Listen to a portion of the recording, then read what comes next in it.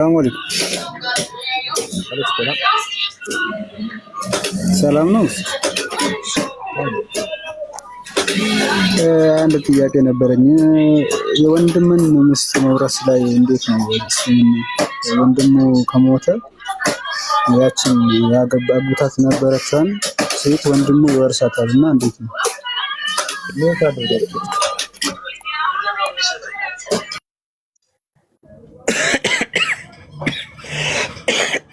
አንድ ሰው አግብቷት የነበረችን ሴት ባሏ ሲሞት የእሷ ወንድም መውረስን በተመለከተ በኢስላም ግዴታ ሳይሆን ይፈቀዳል። ግዴታ አይደለም። ሴት ልጅ መብት አላት። አይ አላገባም ብላ ያን ሰውዬ ወንድሙን እምቢ ብላ ሌላ ሄዳ ማግባት ትችላለች። ነገር ግን ፈቃደኛ ከሆነች የሟች ባሏን ወንድም ብታገባ ችግር የለውም። ፈቃድ ነው። እንደ ክርስትና ግን መብት የላትም። ለምሳሌ አንዲት ሴት ባሏ ከሞተ ይላል እግዚአብሔር ሌላ ሰው ልታገባ ከቤት እንዳትወጣ ነው። ታዲያስ የባሏን የሞተባትን ወንድም ታግባ ብሏል። እዚያ አላገባም ካለ ቅጣት አለበት። አላገባም ካለ ያ ሰውዬ ካልፈለጋት አለ እግዚአብሔር ያቺ ሴትዮ ምራቋን ትበልበት አለ። ምራቋን ትጥፋበት ብሏል።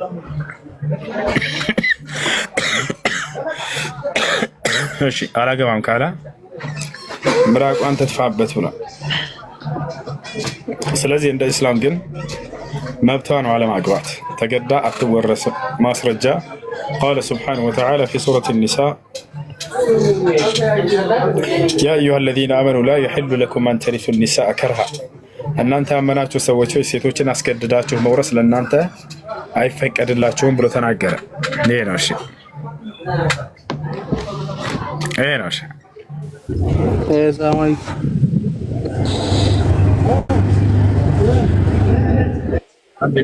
ሰላም ብለናል። ብዙ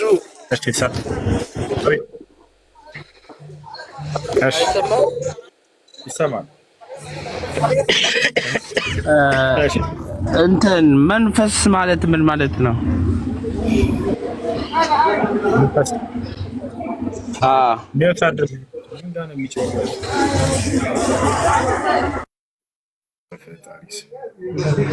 መንፈስ በጣም ብዙ ትርጓሜ አለው። አንደኛ ሩሃችን እቺ ሰው ከስጋ ጋር ስጋን ህያው እንደሆነ የምታደርገዋ በሰውነታችን ውስጥ የምትኖረው አንደኛ እሷ መንፈስ ትባላለች። ሁለተኛ መልአኩ ገብርኤል ወይንም ጅብሪል አለይሂ ሰላም መንፈስ ይባላል። ሶስተኛ ቁርአን በራሱ ከአላህ ለነቢያቶች ለነብዩ ሰለላሁ ዐለይሂ ወሰለም የተወረደ መንፈስ ይባላል።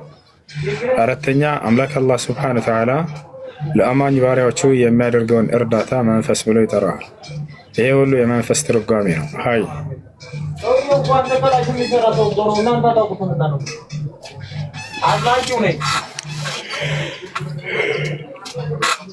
እሺ፣ ጥያቄ ያለ ቀጥታ። ሰላም አለይኩም።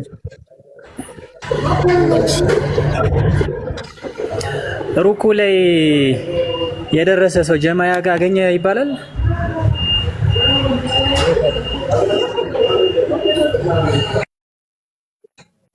ሩኩዕ ላይ የደረሰ ሰው ጀማዓ ወይም ያን ረክዓ አግኝቷል ይባላል ወይ ወደሚለው ስንመጣ በዑለሞች መካከል ኺላፍ አለ። ሁለት ሐሳብ አለ።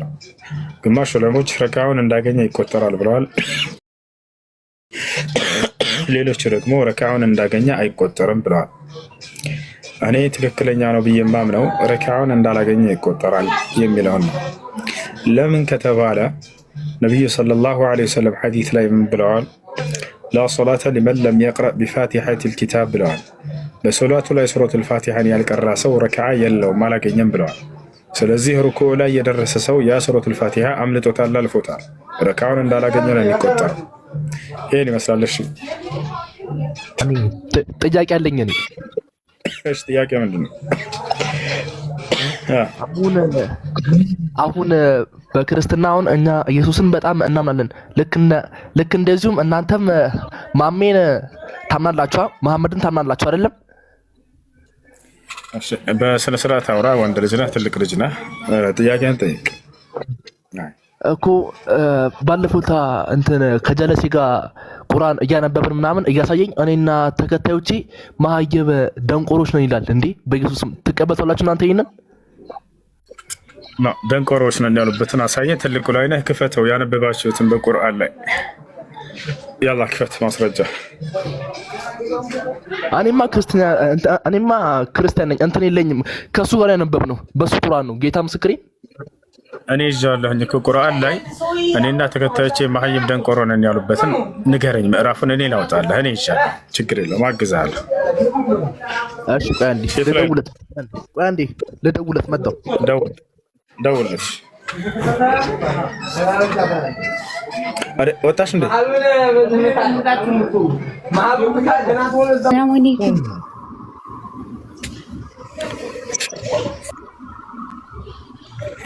ሰላም። አብዱልካፍ ብሎ ስም ማውጣት ይቻላል? ምን ያልሽው? አብዱልካፍ ብሎ ስም ማውጣት ይቻላል? አብዱልካፍ አይው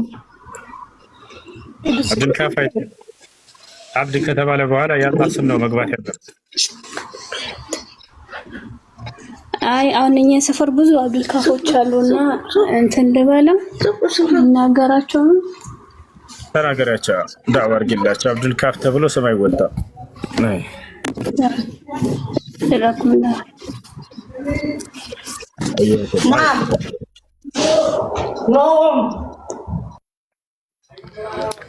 እሺ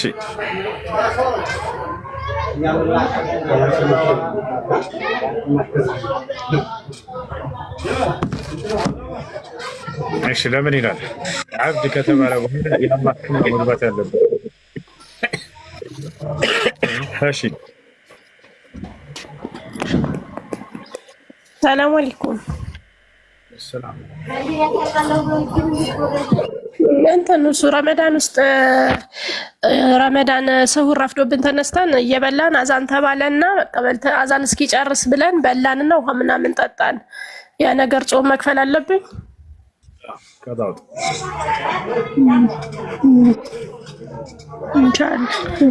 ነቢያችን ሰለላሁ ዐለይሂ ወሰለም ሁለተኛው አዛን እስኪባል ድረስ ብሉ ብለው ተናግረዋል በአንድ ሐዲስ ላይ። ሁለተኛው አዛን ከተጨረሰ በኋላ ግን ልክ ማነው ሁለተኛው አዛን ሲባል የዛኔ እንዳትቀጥሉ እንዳትበሉ አቋርጡ ብለው ተናግረዋል። ከዚያ በኋላ የበላ ሰው ጾሙ ይበላሻል፣ ቀጣ ማውጣት አለበት። አይ ሰማና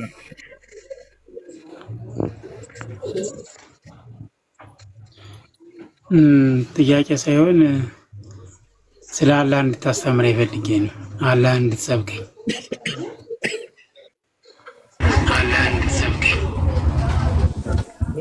እኛም በቃ በመድፍ ራሱ በመድፍ ይሰማል። ስለ አላህ ነው። አላህ ስብሓነሁ ወተዓላ ስለ ራሱ ሲነግረን አላሁ አለዚ ኸለቀ ሰማዋት ወልአርድ ወማ በይነሁማ ፊ ሲተቲ አያም እያለ ይናገራል። እኔ አምላካቸው አላህ ማለት ያ ነኝ፣ ሰማያትና ምድርን በ6 ቀን የፈጠርኩኝ እያለ ተናገረ። የአብርሃም የይስሐቅ የያዕቆብ አምላክ የነቢያቶች ሁሉ አምላክ ነው።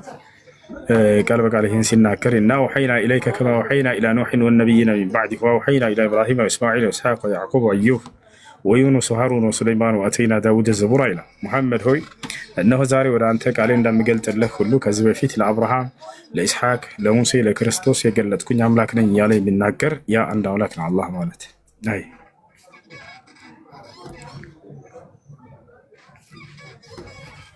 እሺ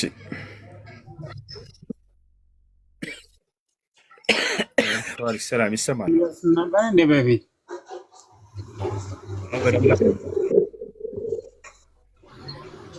ድምፅ አይሰማም።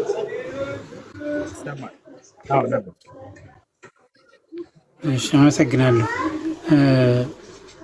አላህ የሚለውን ስም ነቢያቶች ይጠቀሙበት ነበር እንዴ?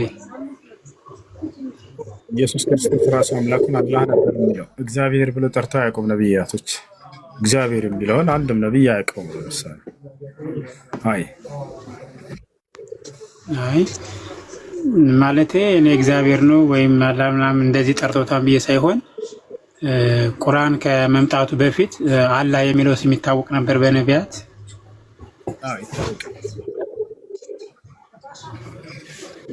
ምን ላይ ነው ያለው እሱ ነገር? የት ነው አላህ የሚለው ስም ቁርአን ከመምጣቱ በፊት የት ነው የሚታወቀው? ኦሪት ላይ ይታወቃል። ኦሪት ላይ ይታወቃል አላህ የሚለው ስም። ኦሪትማ የክርስቲያኖች ነው። አይ ከእስልምና ነው ያልኩት። ማነው የክርስቲያን ያደረገው ኦሪት? ክርስቲያኖች አሁን ተቀብለውት የሚኖሩት ነው። እሱ ተቀብለውታል አልተቀበሉትም ሳይሆን መጽሐፉ ላይ ማነው የክርስቲያን ያደረገው ኦሪትን? ክርስቲያኖች የኛ ነው ብሎ ስለሚያምኑት ነው። እኔ ያልኩት እስልምናው ላይ ነው። ከቁርአን በፊት አላህ ብለው ይጠቀሙበት ነበር ቃሉን። እስኪ እሱን አስረዳኝ ነው። ከመጽሐፍ ቅዱስ አጠቅስ ይጠቀሙታል። ከመጽሐፍ ቅዱስ የሚባል መጽሐፍ የለም እዚህ ዓለም ላይ። የት ነው መጽሐፍ ቅዱስ? እኔ ከመጽሐፍ ቅዱስ አልሰጠህም፣ ከኦሪት ነው የምሰጠህ። ኦሪት እኮ መጽሐፍ ቅዱስ ውስጥ ነው። የማይሆን ነገር ነው የምትሰጠኝ። ማን ነው መጽሐፍ ቅዱስ ነው ያለው? ማስረጃ ታሳየናለህ? መጽሐፍ ቅዱስ የሚል ቃል እዚያ ላይ ወደ ሌላ ነገር አትሄድብኝ። ጥያቄ መልስልኝ ቀጥታ። ወደ ሌላ ነገር አልሄድኩም። ያው ቃል በቃል አንተ ወደምትፈልገው እየተከተልኩህ ነው እንድትረዳ ዘንድ። መጽሐፍ ቅዱስ ነው የሚል ቃል አሳየኝ መጽሐፉ ላይ። እኔ ክርስቲያኖችን አረዳድ ነው ያልኩህ። እኔ እዛ ውስጥ መግባት አልፈልግም። አንተ እኮ ራስህ ነህ እዚያ ቦታ ላይ ገብተህ አልቀበልም እሱ ከእሱ አታምጣልኝ አልከው። ኦሪት ላይ አለ የምትለኝ አንተ ኦሪትን ተቀብለው ነው እንዴ? ወይም ኦሪቱን አሳየኝ። እሺ እንቀበላለን። በእርሱ ውስጥ እውነት አለ ሐሰት አለ ብለን እናምናለን። ካለው መካከል የአምላክ ስም አላህ ተብሎ መቀመጡ ላሳየህ። እሱን ኦሪት ላይ አንተ ከምታምነው መጽሐፍ ላይ ማለት ነው። እስኪ አሳየኝ። አሳያለሁ፣ ችግር የለውም። ያ አላህ የሚለውን ስም ኦሪት ላይ ማየት ፈልገው ነው። ሙሉ አሳያችሁ። ያውና ይህ ኦሪት ይባላል። ስፍር ተክዊን ምዕራፍ 1 ቁጥር 1 ምን ይላል? አንድ የተረገለ ልቀይርልህ ነው፣ በአማርኛ ተረጉምልህ ነው። ምን ይላል? ስፍር ተክዊን ፊል በድኢ ኸለቀ አላሁ ሰማዋት ወልአርድ ይላል። አላህ በመጀመሪያ ሰማይና ምድርን ፈጠረ ይላል። ስፍር ተክዊን ማለት በአረብኛ በአማርኛ ኦሪት ዘፍጥረት ማለት ነው። ስለዚህ ይህ መጽሐፍ ከነቢዩ ሙሐመድ ሰለላሁ ዐለይሂ ወሰለም ቁርአንን ሳይቀበሉ በፊት ቀድሞ የነበረ መጽሐፍ ነው፣ የሙሴ መጽሐፍ። በዚያ ላይ ምን ይላል? አላህ በመጀመሪያ ሰማይና ምድርን ፈጠረ ይላል። ኦሪት ዘፍጥረት ምዕራፍ 1 ቁጥር 1 ላይ ያ አማርኛ ያሳየኝ። በአማርኛ ያውና ያው አላህ ይላል በአማርኛ። እሱን አንተ የምትቀበለው መጽሐፍ በአማርኛ ያሳየኝ ያልኩህ ተርጉምልኝ በአማርኛ። እሱ ተረጎምኩልህ እኮ እሱን በአማርኛ ጽሑፉን በአማርኛ ያንተን ቃል በቃል ትርጓሜ ሳይሆን ጽሑፉን አማርኛ ሲተረጎም ወደ ኢትዮጵያ ሲተረጎም ጉግል የሚተረጎምልህ ይሄንን አማርኛ እግዚአብሔር ብሎ ነው የሚያስቀምጥልህ። ግን ያውና አላህ የሚለው ቃል ያው ይነጥፍ ነው። አይ እኔ እሱን አይደለም፣ እኔ አማርኛውን እሱን ተርጉምልኝ ቀጥታውን ነው የእሱን አሁን ያወጣውን መጽሐፍ ያልኩህን እስኪ ድገማ። አሁን ያልኩትን ቢያንስ ምንድን ነው ያልኩት? ያልኩትን ድገማው አሁን ለመረዳዳት። በአረበኛ አላህ ነው የሚለው አልከኝ። እኔ ምን ያደርግልኛል? ባጭሩ በአማርኛ ተርጉምልኝ እሱን አንተ የምትቀበለው መጽሐፍ ነው ያልኩህ። ነቢያቶች የአማርኛ ቋንቋ ተናጋሪ አልነበሩ። ምን እናድርግ? በአረበኛ ነው የተናገሩት። አዎ አሁን እንደሱ ብለህ ጠይቀኝ። ይሄ ትርጓሜ ይባላል። ወደ ተለያዩ ቋንቋዎች ተርጉመዋል። አሁን ያነበብከውን ወደ አማርኛ ቀይርልን ለሁላችንም፣ እኔም እንዳየው እንድረዳው። ጎግል ሲተረጉም አላህ የሚለውን ቃል እግዚአብሔር ብሎ ነው የሚተረጉመው እያልኩህ ነው። እግዚአብሔር ብሎ ይተረጉመዋል። ግን እግዚአብሔር የሚለው ግን ትክክለኛ ትርጓሜው አይደለም። እሱን አሁን ተርጉምልኝ ያልከው ያሳየህንን።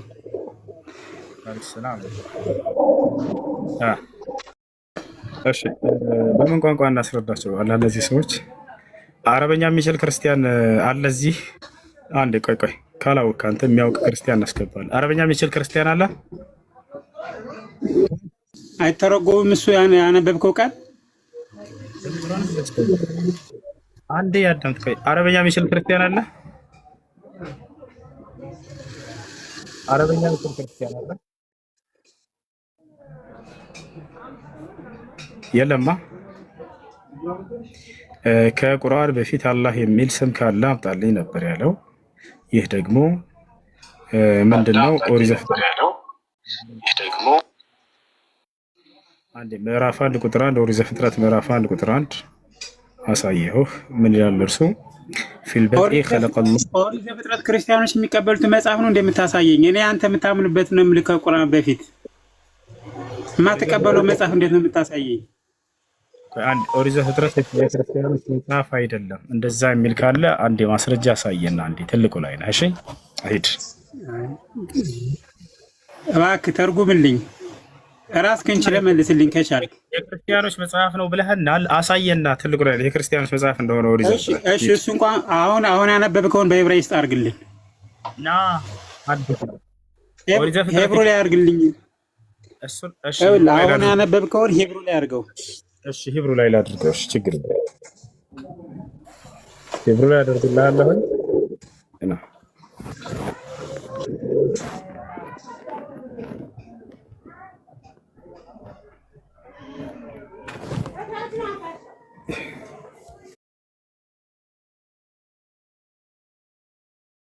ሂብሩ ላይ አድርገው ነው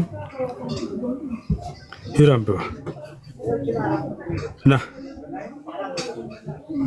ሙያ ዘለቀ አሁን አንብበው።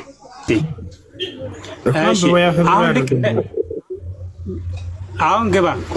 እሱን ኮፒ አድርገህ ወይም እዚያ ቅድም ጋር ግባ፣ ቀይርልኝ። አሁን እሱን ያው ሂብሩ ላይ ያደረግንልህ አማርኛው። አሁን አረበኛው ስለማልፈልገው እሱን ሂብሩ ቀይርልኝ። ቁርአን አረበኛው አይተረጎምም ብለኸኝ። አረበኛ አልፈለግሽበት ምክንያት ለምንድን ነው? አረበኛ እስልምና ሃይማኖት አይደለም። አረበኛ ቋንቋ ነው እንጂ የእስልምና ሃይማኖት አይደለም። ቋንቋ ሃይማኖት አይደለም። ሂብሩስ ምንድን ነው? ቋንቋ ሃይማኖት አይደለም። ቋንቋ ነው። ቋንቋ ነው። አልተረጎምም ስላልከኝ ነው ወደ ሂብሩ አድርገው ያልኩህ እኔ። ሂብሩ ምንድን ነው? ቋንቋ ለሃይማኖት አይደለም። መግባቢያ ነው እንጂ ሃይማኖት አይደለም ቋንቋ። ስለዚህ አሁን እሱን የቀየርከውን ቀጥታ በአማርኛ አድርግልኝ። ሂብሩን ወደ አማርኛ ቀይረው። እሺ ለአምሳኛ ጊዜ ልንገርህ፣ አዳምጥ። እሺ አትቀይረውም? በአማርኛ አትቀይረውም? ታዳምጥ። ምንድን አዳምጥ፣ ልንገርህ፣ ልመልስልህ። ጥያቄ ጠይቀኛል አይደል? አሁን አዳምጥ እንድትረዳ። አላህ የሚለው መጠሪያ በቁርአን ላይ ብቻ ያለ ይመስላቸው ነበር እነዚህ ሰዎች። ከቁርአን ውጭ በሆነ መጽሐፍ አላህ የሚለውን መጠሪያ አምላክ ስም እንደሆነ አሳየኝ አለ። ቀጥታ አሳየሁት። አያውቅም፣ አረበኛ አያላቅም አለ። የምታሳየኝ ከራስ መጽሐፍ እኮ ነው እንዴ? ይወት አድርገ ከራስ መጽሐፍ አለ። አሁን ከራሴ መጽሐፍ ላሳየው ስል ደግሞ ቁርአንን አይቀበሉም። ሄሎ አለይኩም ሰላም ወራህመቱላህ። ዳና አልሐምዱሊላህ መርሐባ አይሽ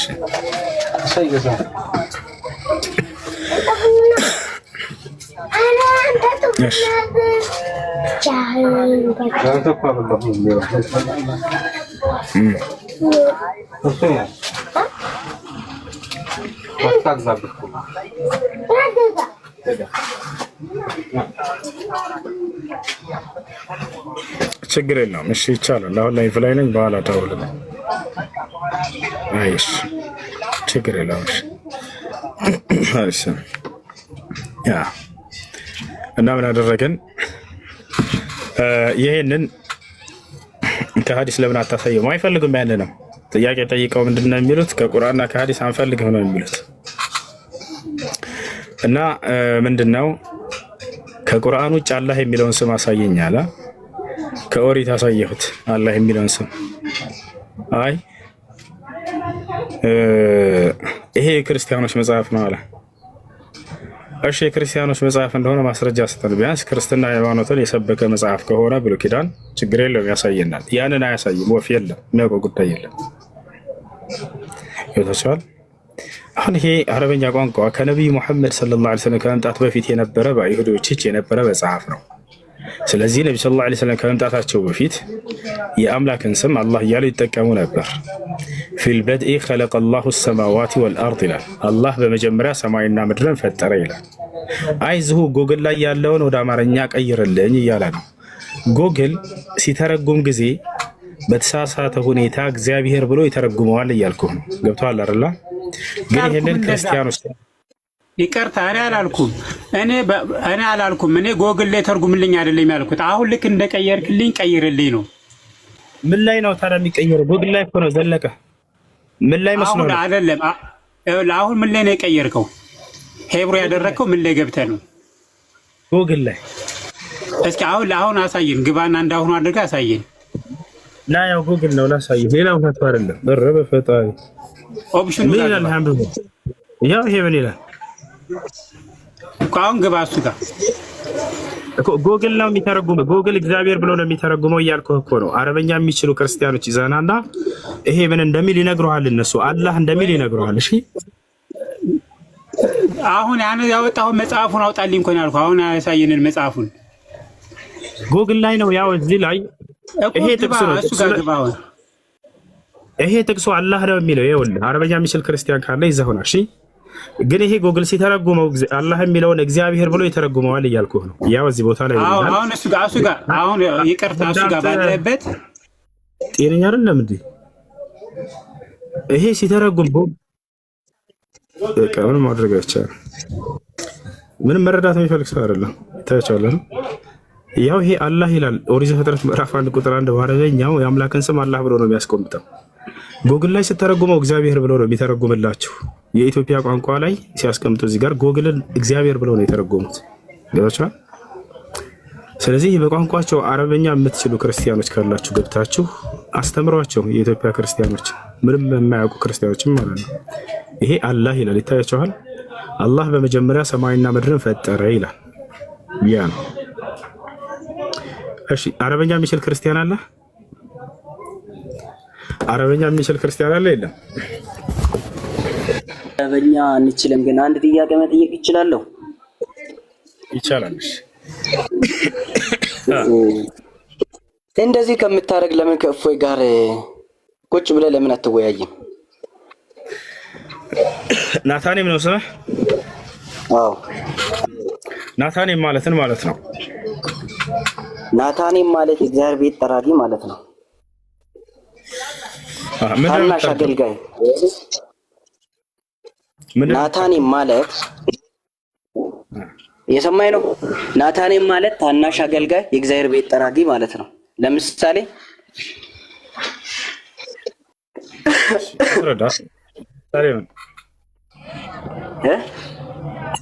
ለምሳሌ ምን መጥረግ ሲባል ወይንም ባንተ አሁን ምንድን ነው ባንተ ወይንም በእኛ ባረዳት በሰውኛ እንትን የምናደርገው ነገር አይደለም። ማገልገል ማለት ባሪያ ማለት ነው። አገልጋይ ማለት ባሪያ፣ ባሪያ ደግሞ የሚሰራው ስራዎችን ታውቃቸዋለህ።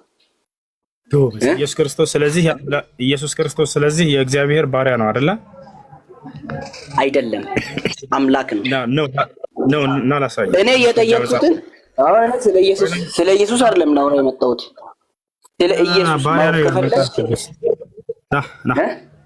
አይደለም ብላ እና ያውና መጽሐፍ እዚህ ጋር ኢሳይያስ 42:1 ላይ እነሆ ደግፌ ያዝኩት ባሪያዬ ይላል። ቁጥር 1 አንብበው እስኪ። እኔ ያልኩት እኮ አሁን ወደ ቀደመው ተመለስና እና መጀመሪያ የጠየቅኩትን መልስልኝና የጠየቅኩትን መልስ። እሺ ናታን ይሁን። እነሆ ደግፌ ያዝኩት ባሪያዬ ይለዋል ኢየሱስ ክርስቶስ። ለኢየሱስ ባሪያ ነው አይደለም? አይደለም። እና ባሪያ የሚለው ስህተት ነው ማለት ነው። መጽሐፋችን ካል ኢየሱስ ነው የሚለው እሱ ጋር እነሆ ደግፌ ያዝኩት ባሪያ የሚለውን ማቴዎስ ይሄ ለኢየሱስ ነው ብሎ ኢሳይያስ 42:1 ላይ ያለውን ማቴዎስ ለኢየሱስ ትንቢት የተነገረ ነው ብሎ አስቀምጦታል። ማቴዎስ አምኖበታል። ታምነበትም ይሄን ባሪያ ማለት ባሪያ የመንገድ ጸሐፊ ብሎ ያስቀመጠው ማንን ነው? ዮሐንስን ነው። አንተ ወዴት ነው የምታዞረው? ቀጥታ አንተ ወዴት ነው? ወደ ኢየሱስ ነው። እሺ እኔ የምጠይቅህን ጥያቄ ትመልስልኛለህ። እኔ አሁን ላስተምር ሳይሆን የመጣሁት ከአንተ ልማር ነው የመጣሁት። እኔ አይደለም ያዞርኩት፣ መጽሐፉ ላይ ያልኩህ ነው። ኢሳይያስ 42:1 ጀምሮ ያለውን እስከ 11 ድረስ አካባቢ ማቴዎስ ይሄ ለኢየሱስ የተነገረ ትንቢት ነው ብሎ አስቀምጦታል። ባሪያነቱን ታምናለህ ወይ ነው። አይ አላምንም ማቴዎስ ተሳስቷል ካልክ ችግር የለውም። ይሄ ለኢየሱስ ነው ይላል ማቴዎስ። ወይ ጋር እንድትወያይ እኮ ያቀረብኩትን ለምን ገብተህ አትማርምሽ? እስቲ እችላለሁ እውነትም እችላለሁ የምትል ከሆነ ችሎታ አለኝ አቅም አለኝ የምትል ከሆነ እውነትም አስተምራለሁ እችላለሁ አስተምሮን የምትል ከሆነ ና ቁጭ ብለህ ሪከርድ ተደርገሃል። አሁን አድርገሃል ተደብቆ ማታ ትሰማዋለህ። ይሄን ሪከርድ ከኔም ማይማር ይመስላችኋል? ወላሂ ሂዱና ማታ ማታ ሁሴን ዛሬ እንደዚህ ብሎ አሁን አንተ ሪከርድ ውስጥ ገብተሃል። ጠብቅ ማታ እሱ ቤት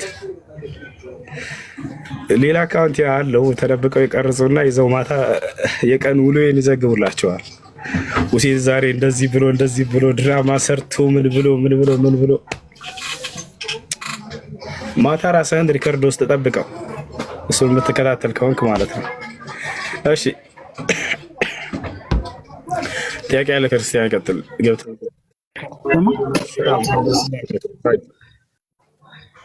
እንትን በካልሲ ላይ ማበስ ማለት ነው። ያኔ ወደ መንገድ ከሄዱ ብቻ ነው ቤትም ሆኖ ይቻላል ወይስ አይቻልም?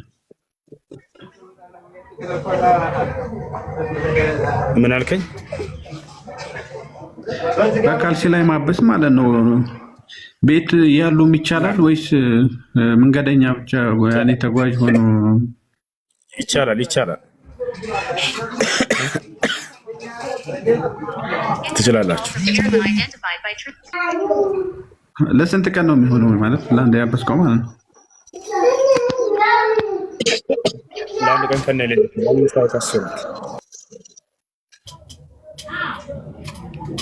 ይቆራረጣል ድምፅ። ለአምስት አውቃት ሶላት ለአንድ ቀንና ከነሌሊቱ። ለሙቀን ከሆነ ለሙሳፊር ከሆነ 3 ቀን ከነሌሊቱ። ሰላም አለይኩም። እንትን አሁን ጥፍር መቁረጥ ማለት ነው። አንዳንድ ሴቶች ኒቃብ አድርገው